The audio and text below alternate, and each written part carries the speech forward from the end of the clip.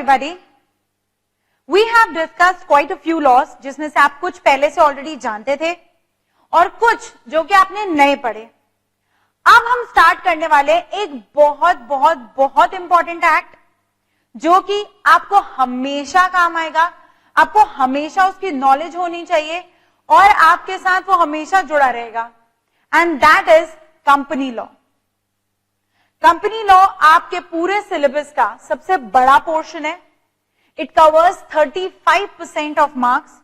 जो हमने पहले इसके सेक्शन पढ़ा वो 25% मार्क्स के लिए था और अब जो हम सेक्शन पढ़ने जा रहे हैं वो 35% ऑफ मार्क्स के लिए. यानी एक एक्ट आपका 35 मार्क्स कवर करता है. ये एक्ट आपका बहुत इंपॉर्टेंट है, थोड़ा बड़ा है ऑफ कोर्स. यस, आपके बाकी अभी तक आपने जितने एक्ट पढ़े हैं और आप अभी आगे जितने पढ़ोगे भी इसके बाद, उन सबसे ये बहुत बड़ा है, बट नो डाउट ये बहुत प्रैक्टिकल है, बहुत इंटरेस्टिंग भी है और आपके लिए ये बहुत बहुत बहुत इंपॉर्टेंट है. ठीक है, so we are going to start with company law. आपका बहुत मेजर पोर्शन है, बहुत बड़ा एक्ट है ये.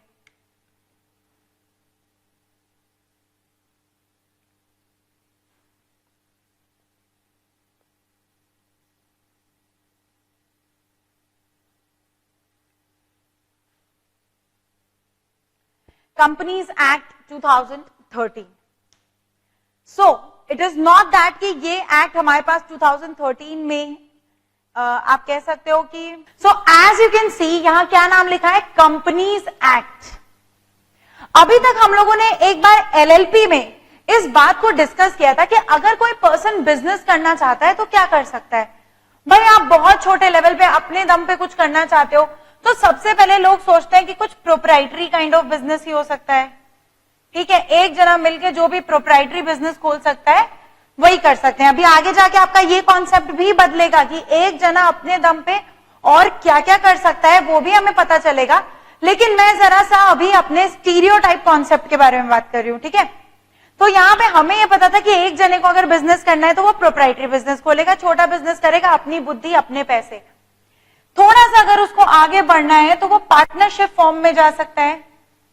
ठीक है, जिसमें कि उसको दो या दो से ज्यादा लोग मिलेंगे, दो या दो से ज्यादा लोगों का पैसा, दो या दो से ज्यादा लोगों की बुद्धि और उस तरीके का बिजनेस. फिर इससे आगे बढ़े. ठीक है, इसके लिए तो हमारे पास स्पेसिफिकली कोई एक्ट नहीं था, ये हमारा आया 1932 में. ठीक है, फिर हमने बात की थी कि यहां पे 1956 में आया कंपनीज एक्ट. ठीक है, तो अब ये कंपनीज एक्ट हम लोग जो है वो डिस्कस करने वाले हैं कि यहां पे भी लिमिटेशन थी, मैक्सिमम 220 पे आपको रुक जाना था.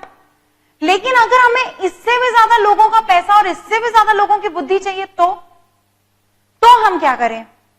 अगर हमें और ज्यादा रिस्पॉन्सिबल बिजनेस चाहिए, हमें और ज्यादा स्ट्रीमलाइन बिजनेस चाहिए, हमें बहुत सोफेस्टिकेटेड बिजनेस मॉडल चाहिए, तो हमें कौन सा मॉडल मिलता है. फिर हमारे पास आता है companies act, that is for company. अब ये क्या चीज है, आज के सेशन में हम बात करने वाले हैं कि ये क्या चीज है. कंपनी, टाइप्स ऑफ कंपनीज और लिफ्टिंग ऑफ कॉर्पोरेट वेल. इन तीन चीजों के बारे में आज के सेशन में हम बात करने जा रहे हैं. तो सबसे पहले हम बात करते हैं कि भाई कंपनी क्या होती है, लेकिन उससे पहले जरा सा इस टाइमलाइन को कंप्लीट कर लें. ठीक है, तो 1956 में आपका आया कंपनीज एक्ट, जिसमें बहुत सारे रूल्स, बहुत सारे प्रोविजंस, चैप्टर्स, ये सब कुछ था. फिर हमारा आया एलएलपी एक्ट, यानी कि फिर से हमें समझ में आया कि ये जो चीज है इसको थोड़ा रिफाइन करते हैं. ठीक है, ये जो पार्टनरशिप का बिजनेस है इसको थोड़ा सा रिफाइन करते हैं. तो 2008 में ये लेके आए एलएलपी एक्ट, जो अभी अभी हमने समझा है. ठीक है, इसीलिए मैं एलएलपी एक्ट के तुरंत बाद आपका कंपनीज एक्ट उठा रही हूं, क्योंकि बहुत सारी चीजें आपको यहां से समझ में आएंगी. एलएलपी एक्ट में आपको क्या बातें समझ में आई कि यहां पे कुछ नई चीजें दी गई हैं, जैसे पार्टनरशिप, बिजनेस और पार्टनर्स, ये दो अलग चीजें हैं. पार्टनर्स की लायबिलिटी लिमिटेड है. ठीक है, पार्टनर्स अपनी पार्टनरशिप के एजेंट हैं. जो बातें आपने यहां नहीं सीखी थी, ठीक है, मतलब इसका एक एडवांस्ड वर्जन लेके आए एलएलपी, जो कि काफी हद तक हमने वहां पर डिस्कस किया था कि इसके और इसके बीच का एक रास्ता था। अगर किसी को कंपनी फॉर्म ऑफ बिजनेस तक नहीं जाना है, लेकिन पार्टनरशिप फॉर्म ऑफ बिजनेस भी उसके लिए इनफ नहीं पड़ रहा है, तो उसके लिए ये एलएलपी फॉर्म ऑफ बिजनेस एक अच्छा ऑप्शन है, राइट? तो इसका रिफाइंड वर्जन आया एलएलपी एक्ट 2008 में, और फिर इसका रिफाइंड वर्जन आया जो हम लोग पढ़ेंगे 2013 में आया कंपनीज एक्ट 2013।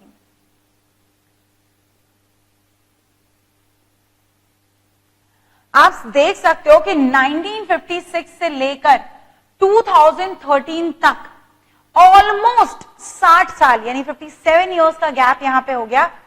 तो बहुत कुछ बदल जाता है कि नहीं? 50 सालों में बहुत कुछ बदल जाता है।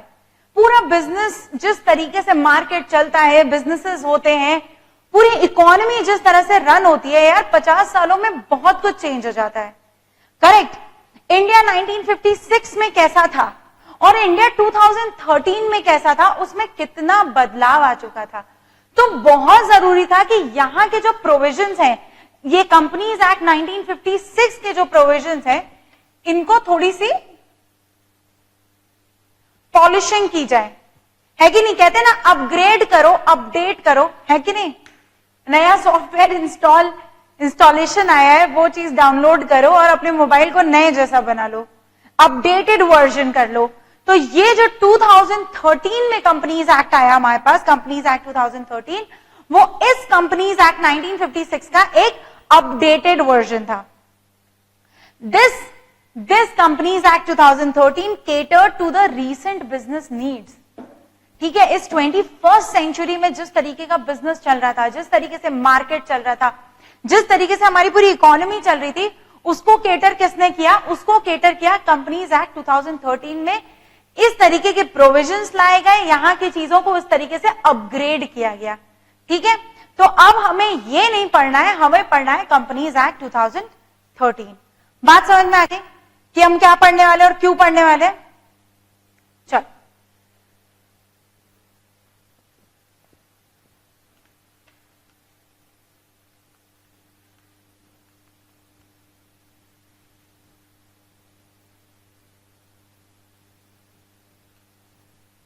Okay.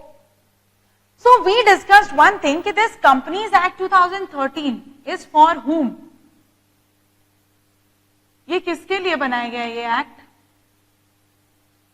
कंपनी के लिए। अब ये कंपनी क्या है? What is a company? It has been defined। किसी भी एक्ट के सेक्शन 2 में डेफिनेशंस दी होती हैं, उसी तरह से सेक्शन 2 में डिफाइन किया गया है कि कंपनी क्या होती है। ठीक है, meaning and definition. What is the meaning of company?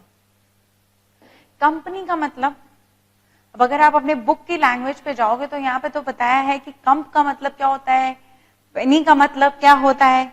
ठीक है, बट अगर आप एक तरीके से पूरा देखना चाहते हो कि कंपनी का मतलब क्या होता है, कंप का मतलब विथ, पनी का मतलब ब्रेड। ठीक है, तो जो लोग साथ में खाते थे कहते थे कि ये कंपनी है। लेकिन अगर हम फॉर्मल लैंग्वेज में बात करें तो कंपनी का मतलब कि जब कुछ लोग साथ मिलके एक बिजनेस करना चाहते हैं और उससे प्रॉफिट अर्न करना चाहते हैं तो उसे हम कहते हैं कंपनी।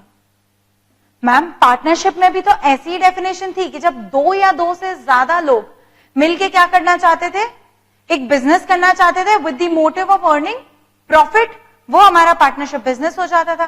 तो यहां पे ऐसी बात नहीं लिखी है कि 2 या 2 से ज्यादा लोग, यहां पे लिखा है कि जब लोग मिलके, जब कुछ लोग मिलके अपना काम धंधा साथ में करके उससे प्रॉफिट कमाना चाहते हैं तो उसे हम कहते हैं कि वो एक कंपनी चलाना चाहते हैं।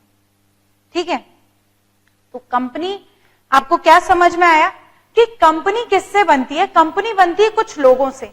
ठीक है, वो लोग कौन होते हैं? वो कंपनी के मेंबर्स होते हैं।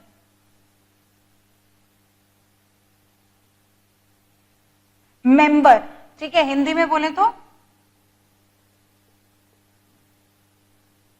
सदस्य। वो कंपनी के क्या होते हैं? मेंबर्स होते हैं।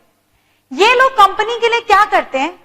ये कंपनी में अपना contribution in the form of capital देते हैं और कंपनी से इसी कैपिटल को देने का, यानी ये जो पैसा हमने कंपनी को दिया है, इसी कैपिटल को क्योंकि हमने कंपनी को दिया तो हम चाहते हैं कि अब भाई कंपनी भी तो वो बिजनेस करके हमें कमा के दे, राइट? तो ये लोग कौन है? ये इसके सदस्य हैं, वो कंपनी को पैसा देते हैं और कंपनी बिजनेस करती है, यानी यही लोग कंपनी को चलाते हैं, कंपनी बिजनेस करती है और फिर ये कंपनी से रिटर्न्स लेना चाहते हैं जिसे हम कहते हैं डिविडेंड्स। तो ये एक मॉडल होता है कि कुछ लोग क्या करेंगे, एक फॉर्म ऑफ बिजनेस को, अब आप समझ रहे हो यहां पे एक दिमाग में पिक्चर है, क्योंकि हमने आर्टिफिशियल पर्सन का कॉन्सेप्ट एलएलपी एक्ट में पढ़ा हुआ है कि आर्टिफिशियल पर्सन क्या हो गया कि आप खुद को और उस बिजनेस एंटिटी को अलग रख रहे हो, ऑल्दो आप ही उसमें पैसा भी दे रहे हो, आप ही उसका मैनेजमेंट भी देख रहे हो और उसी कंपनी को चलाकर उसका बिजनेस करके उसमें से पैसे आप निकाल भी रहे हो, लेकिन हर बार खुद को और उस आर्टिफिशियल पर्सन को अलग रख रहे हो। बिजनेस कौन कर रहा है? एलएलपी। उसी तरह से यहां पे बिजनेस कौन कर रहा है? कंपनी। मेंबर पैसा दे रहे हैं कंपनी को, यानी एक आर्टिफिशियल पर्सन की तरह हम उसे समझ रहे हैं। जबकि प्रोप्राइटरी में क्या होता था बताओ? प्रोप्राइटरी और पार्टनरशिप में क्या होता है कि हम अपने ही बिजनेस में पैसा लगा रहे हैं। Me and my business is not separate, we are not two different things, but the way we understood in LLP that LLP and partners are two different entities.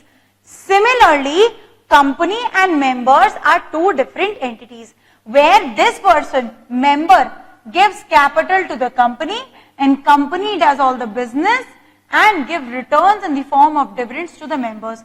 Is it necessary? No. ठीक है, जरूरी नहीं है भाई, return होंगे तो देंगे, ठीक है, बात समझ में आ रही? But this is the basic model.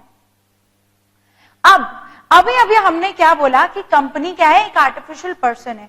तो इसी के साथ अब हम समझ लेते हैं कि कंपनी के और क्या फीचर्स होते हैं। ठीक है, सबसे पहली बात है कि कंपनी क्या है?